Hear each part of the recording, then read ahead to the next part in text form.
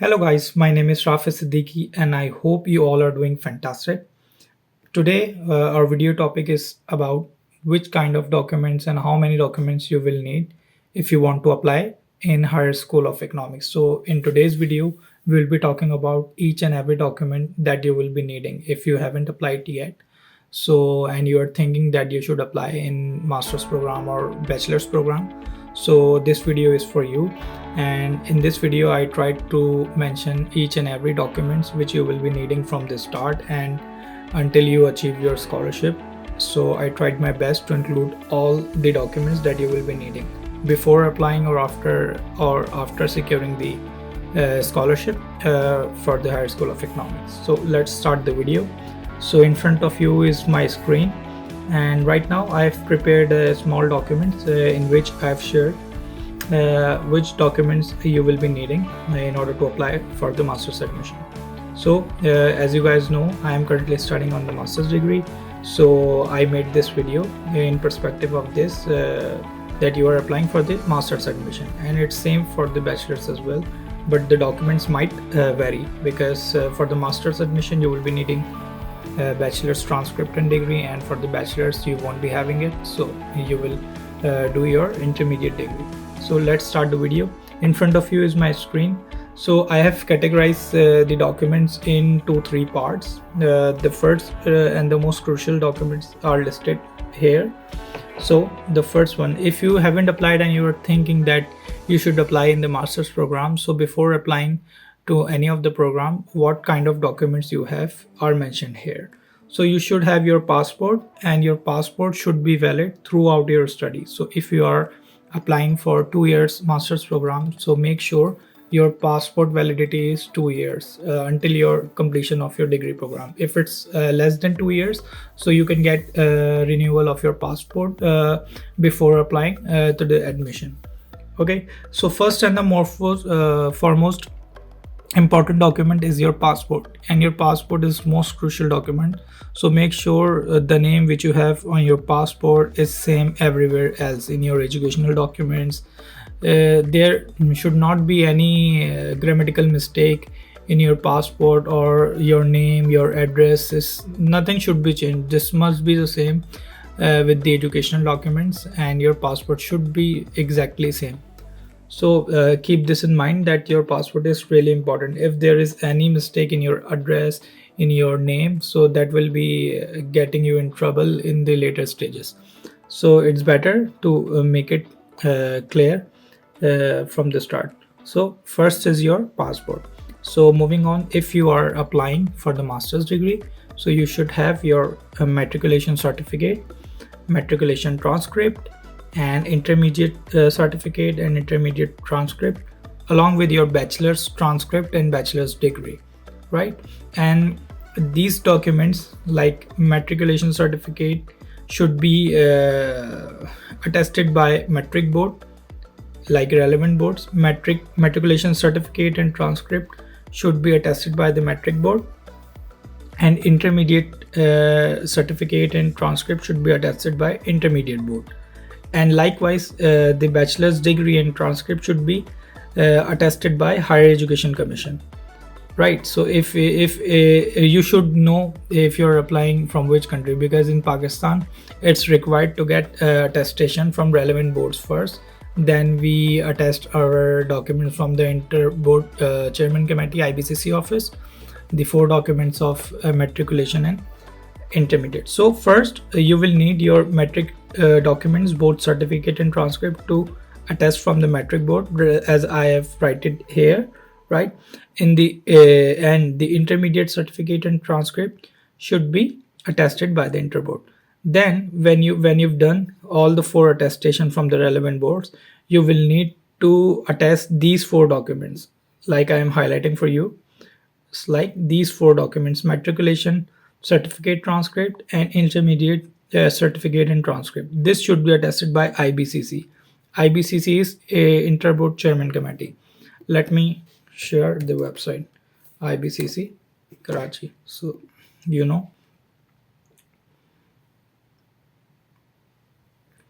from here you can attest your documents. Is their website on their website. You can like do it online, or you can do on site by going to their office. So if it's feasible for you, you can do it online. Okay, so after doing these 4 documents from the IBCC, you finally need to attest these 6 documents, matriculation till bachelor's degree, right? These 6 documents from MOFA, which is Ministry of Foreign Affairs, right here. Ministry of Foreign Affairs. Ministry of Foreign Affairs attest only those documents which were previously attested by their relevant boards. Like metric certificate is attested by metric board, intermediate documents are attested by interboard, and bachelor's transcript and degree is attested by HEC. Then MOFA is the last step. MOFA will attest these 6 documents, and the cost is like 200, 300 Pakistani rupees. It's like much lesser, but the main cost is HEC degree and transcript attestation cost is like in 2 3,000 or maybe 4,000. And these documents also, it's not very much expensive, but just to give you an idea of the cost, this will cost you more than MOFA is the less expensive, and it's the last option. Okay, so once you have attested all your documents, then we are moving on to the next part, which is university specific documents. Why I have categorized this in university specific documents is because when you go to Higher School of Education website and you check the portfolio criteria for your desired program, so most of the programs have some documents in common. So I have written this list, keeping this perspective that I have applied for the masters in data analytics program. So let me show you. This is the portfolio criteria from website from which you can check your portfolio criteria document, right? So this is the main page. When you go down, my program is data analytics for business and economics. So I am going down, scrolling down. So right now my program is here, right? I'm clicking on this, and this is the PDF file. As you can see, I am clicking on this file, and here is the document open. So when I'm scrolling down, right, these are the documents. Like CV is a Eurofast format, motivation letter, all these documents which is written here, I have simplified and listed here, right? So first one is your CV in Europass format, right? And Europass format CV, where you can meet your Europass CV, is from the Europass website. It's opened here, right? So just to give you the website, you can have a look at, and you can log into Europass via your Gmail ID or any email, and you can easily make, and it's the easy steps mentioned here. You can get a look, and you can make an outstanding CV from Europass website, right? And the next document is your motivation letter. So motivation letter is the most crucial documents that will take you to the interview. So if you write it by yourself, or maybe you can take reference from ChatGPT and other AI softwares, that how to write an effective motivation letter, but you should write your motivations by yourself, because you are the person who is going to apply and who is going to study in the university.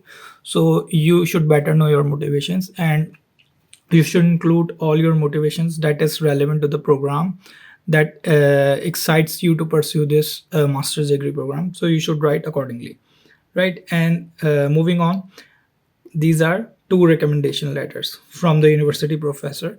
So if you're applying for a master's degree and you have graduated from your university doing bachelors, so you can get this recommendation letters from any of the professor in your university. It is like very easy process. You just go to university, you said that you will be needing 2 recommendation letter to apply for the higher studies abroad, so they will give you the recommendation letter. Along with these 2 recommendation letters, you will get a certificate of language proficiency from your university, right? So these 3 documents your university will issue. And moving on, if you have IELTS, that's good, but if you don't have IELTS, you need to make certificate of language proficiency, right?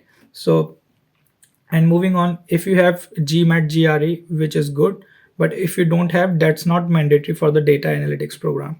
So for this part, you need to check the university website, either it's required or not.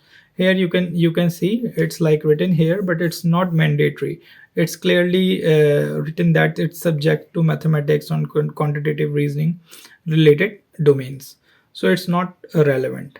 If you have it, that's good, but if you don't have it, that's not like bad, that's not decline your admissions for the university, right? So, and in the last is the bachelor's degree apostille. What is apostille? It's like a attestation which further certifies that you have completed your 16 years of education and your degree is valid for higher studies. So this will be needed. This is not needed for the application for admissions, but in the later stages, once you have secured your admission and you are in the enrollment stages, so university will ask you to give us the apostille degree of the bachelor's. So for that stage, you will be needing bachelor's degrees apostille. I've included this here because later on you will need to made it from, like, you have your bachelor's degree, so Ministry of Foreign Affairs or any office in your respective country. In Pakistan, it's Ministry of Foreign Affairs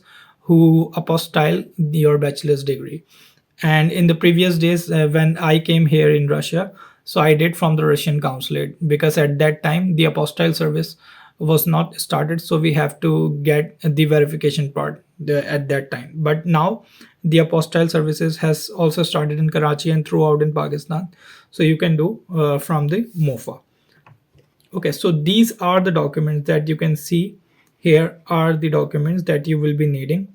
And just to let you know, the attestation is not needed when you are applying for admissions, but once you have in the process and you have cleared your interview and you need to like make certain documents, you will be needed your attestations later on. So it's better to prepare all these documents along with the attestations, because not only in Russia, if you're applying anywhere in the world, either it's Italy, Germany, or anywhere else, you will be needing the attestations as well, not only your bachelor's degree or educational certificates. It's along with the attestation, so it's better to attest it right away. It's not a lengthy process, it's a step-by-step process, and it's very easy. As I told you, it's like very easy, you can do it.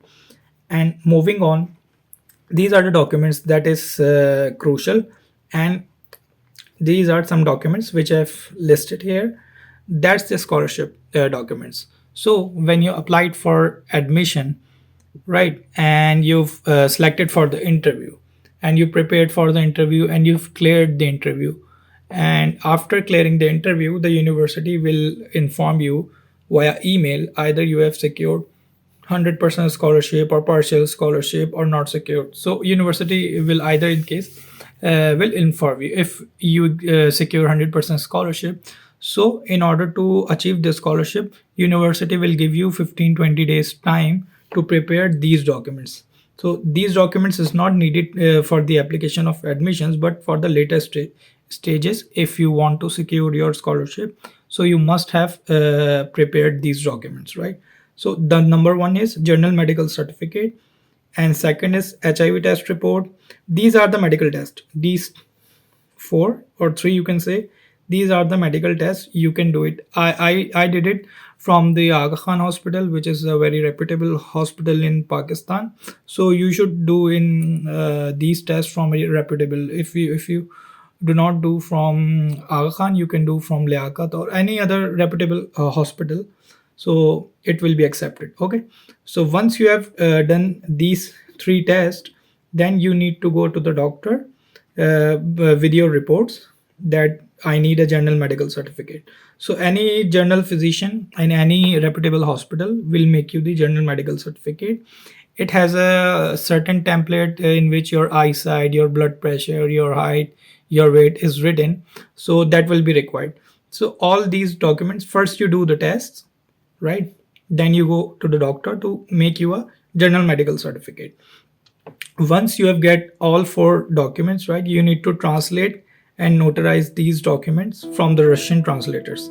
So these two are the official notary services which I have used. There may be many, but these two I have tried and tested. These two are legit. So that's why I've mentioned just two. There may be many, but these two are very, in terms of prices, these two are really good in prices and it's affordable. and I've also mentioned the website of their respective web pages, so you can see as well to get an idea. This is for the translation station website. Their head office is in Moscow, but they will give you over WhatsApp your translation. So later on, when you came here, you can ask them, so they will send you by courier. So, and the next is Orient Translation. So their offices is also in Moscow and St. Petersburg as well. So these two are really good if you want to translate. So along with your translation, they will give you notarize as well. So both of your things is done in one step, right? So these are the documents that you will be needing if you either apply for bachelor's or your master's program. So I hope this video is helpful for you in order to prepare and apply for higher school of economics. And if you think that there is anything missing, you can comment down below, and if you need further clarification about each and every document, you can also comment down below. I'll try my best to answer your queries. So that's all from now. This video is like little longer, so I hope you guys find this video valuable. If you find this video valuable, I would like you to share this with as many people as you want, because most of the people do not get better direction in terms of applying, and they thought that the scholarship is for highly genius people. But the thing is, you need direction and you need some sort of discipline in your application process. So I've tried to make your life easy. So I hope you like the video. So thank you very much. See you in the next video. That's all from now.